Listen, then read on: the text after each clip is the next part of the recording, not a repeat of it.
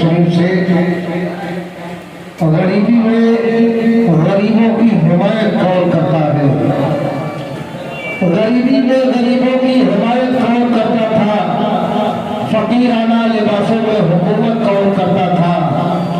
और तारीख टाइम की तो खुद ही जान जाओगे कि दुश्मन को दुआओं की आयत कौन करता था। आइए नात शरीफ के बाद अल्लामा इकबाल रहमतुल्लाह अलैह का तराना पेश किया जाएगा और ये पेश करेंगे जनाब अबू उबैद आज़मी साहब।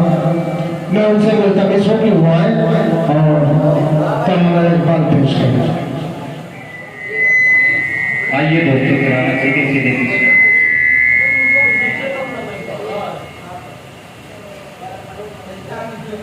आज के इस प्रोग्राम की निजामत हमारे उस्ताद मोहतरम जनाब अंसार बैकर साहब और उस्ताद मोहतरम जनाब हमजा शोहरत साहब और सामीन इकराम मुलाहिजा फरमाए।